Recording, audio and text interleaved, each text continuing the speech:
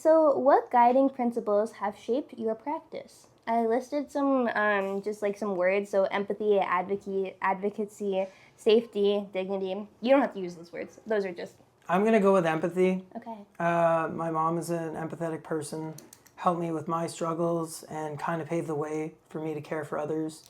So, yeah, I think I got some of the most satisfaction out of life through being an empathetic person, caring for others, and I think ultimately making a difference helped give me that gratification and want and purpose to continue and just make a difference in the world. Yeah. So I think that really helped shape me in a lot of ways. I'm going to have to say empathy.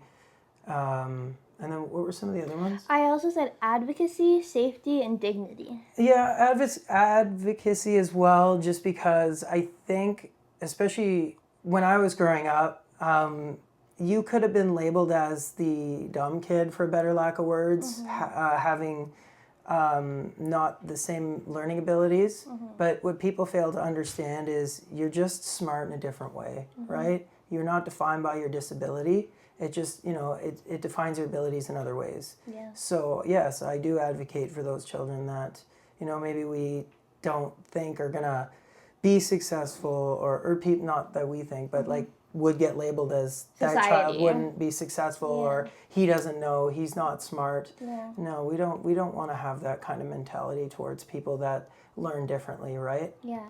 And I think another thing too is like, especially in our roles or the role that I will soon be in one day, it's really hard coming into the school sometimes and being, maybe you might be the only person advocating for the child, So I think that kind of goes back to, like you said, being patient and remembering like your opinion of yourself is what matters. So yeah, awesome. Okay, so what are some what are some philosophies that you learned in school that helped you today? Some of the philosophies I've learned, I know in my DSW program, we always said, when you've met one child with autism, you've met one child with autism. And that's because no two children are the same, and kids with autism, there's such a spectrum of autism that one strategy might work for one, won't work for another, right? Yeah. So there are universal things we'll use like PEX boards, like cue cards, to kind of symbolize what's going to happen next and give them some sort of understanding, but that's not going to work for every kid, right? Every strategy, every kid, it's going to require, it's not a, what's that saying, one size fits all? Yeah. It's not, and that's something you have to remember when you go into these rooms and work with these children, is you will have to reassess, you will have to reevaluate. And that's just going to become a common thing in your career, is you're going to have to always kind of adjust as time goes on, right? Yeah. The other thing too is just with disability, like I keep mentioning, it just shows your strengths in other ways. Yeah. I'm not the best at math, but I'm really good at video editing, and I'm really good with people, and I have other strengths, right? And we all do. We all have different abilities, and we can all approach things in different ways, and we can learn from one another. Yeah. So these are definitely philosophies I've not only learned from my program, but have also I've carried with me within my field. Yeah. Yeah. And it's almost like, I think that, like, for me, because I haven't went on to my placement yet, there's a lot of things that we're learning in class, a lot of theory, a lot of, these are the, theorists and whatever. And all of that stuff is really, really good and important, but I'm really interested to see how it's going to apply when I get into the field. It's kind of like this, Sequoia. It's like, you can learn about cars, but until you drive the car, you're not going to know, right? Yeah. So have that car knowledge in the back of your head, but you might get thrown into a field or a classroom or meet a student or end up with a team that you're not sure how to interact with right away, and that's okay. Yeah. Right? Yeah. That's totally okay. There's nothing wrong with that. Awesome.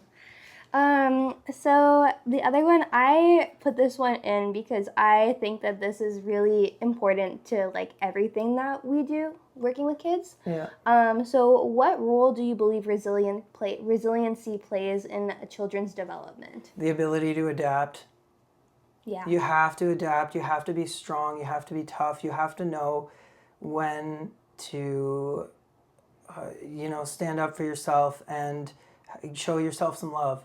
It's like you said, Miss Dory was there for you, right? She helped you. Yeah. But as you progress through life, you have fewer supports, you have less help. Yeah. And that's just the reality of getting older and growing up. Is it's not always going to be easy. People aren't always going to hold your hand, you know? And that's why we need to know when to be strong and to stick up for ourselves, because like my dad's passed away now, but when that happened as a child, it was difficult. But I'll always thank him for putting me in hockey, because I was very persistent growing up, and I was very competitive. Yeah. And I think through physical activity, I think there needs to be more emphasis on physical activity, because that is where you develop your leaders, your compassion, and your persistence, wanting to achieve a goal. So we need to learn to be more adaptive, and we can't let the social media world control our minds and our thoughts. Yeah. We need to be strong when the time calls for it. And yeah, we need to be persistent. We have to work hard, because it doesn't get any easier. And a really cool thing, like you mentioned sports, and we talk about groups and the positives of groups, and sports and physical activity is just such a good thing for the youth. It's a motivator. Yeah, but it doesn't just motivate your physical, it motivates your mental too, which is really, really cool. Well, you learn how to be a leader. Yeah. You learn how to learn a skill. You learn how to teach others how to do that skill. Yeah. You learn compassion through sportsmanship. And it's very important that we have those outlets. So to be adaptive and to be strong, I think for the youth, it's very essential that they have adequate physical opportunity to participate in things like sports or clubs or even art. Whatever is your thing, go do it, because it will help develop skills that will carry you on through life. You know what I mean? If we don't have skills, if we don't have something to fall back on, we're not really focused, right? Yeah.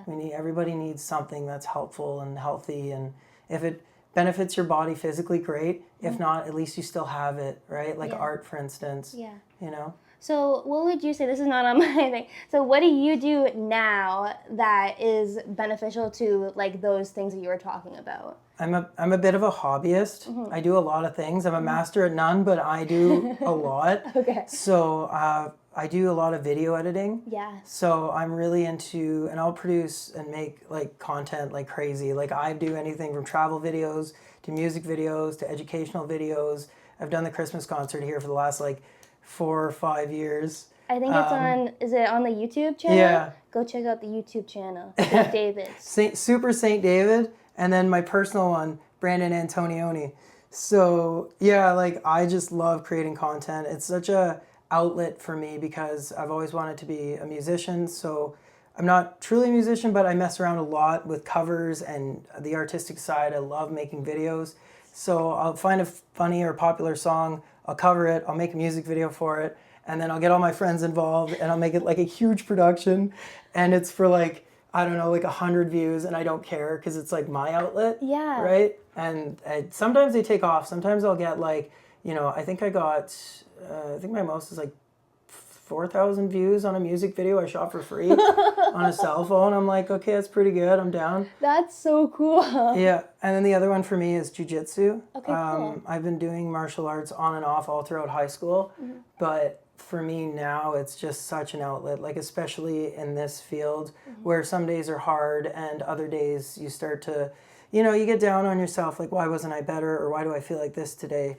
And then you go and blow off that steam, and then again you're learning a craft, and you're also teaching people. Like I've been doing this for 6 years, so like so there's like a belt ranking system. There's like white, blue, purple, brown, black, and like I'm a blue belt now and have been now for 2 years. So as I inch closer towards purple, I'm like wow, like I actually have been doing this a while now. So it's taught me a lot of resilience. And again, going back to that competitive, persistent nature, it's, your physicality against someone else's, and you're always trying to be really good and strong, and it's hard mentally and physically, but it's motivating. And at the end of the day, everyone's friends, and it's kind of cool. Like, it doesn't make sense, but it's cool. Like, people are really cool about it, so.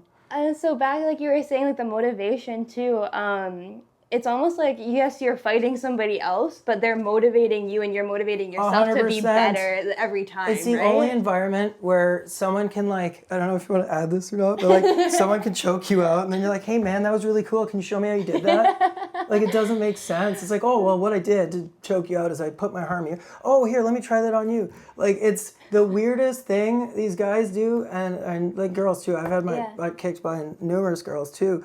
It's just a great thing to do. It's a great way to blow off steam, and it makes you stronger physically and mentally. Yeah, that's awesome. I remember that one time, it was like a after school program that I worked at, and it was a summer camp. Yeah. And every morning the kids did like jiu-jitsu in the gym, and they wanted us to join in, so I would join in because like I was like 19 at the time, so I was like, I don't care, I'm gonna do jiu-jitsu. I'm really bad at it, so I didn't pursue it any further than that. But it was so cool how engaged they were, and like how it changed their attitude from like being like, like it's the morning, I don't want to be here, to like, okay, we're here, we're ready to learn. Yeah, there's quite a high turnover rate with kids that do it because it is hard. Yeah. And but that's what's good about it. If the kids who do it stick with it, they're only going to get better. It's only going to make them stronger mentally and physically. I think martial arts is one of the best disciplines somebody can have. And it's made me incredibly disciplined. I've literally starved myself for tournaments to like lose a set amount of weight. And I'm not a big guy, so like if I have to lose 10 pounds, like it's hard. Yeah. And I've actually had that discipline. I've carried that for like 5 months at a time, where I'm like prepping for like a 5-minute match. So I mean, I don't expect children to do that, but eventually if you do something long enough, you're gonna want to be the best at it, and you're gonna keep working hard to get to your goals. Yeah. So it helps teach you discipline, which I think we're all guilty of in our lives, right? Sometimes we want that extra piece of pizza. Sometimes we want to scroll, like I'll scroll reels for way too long.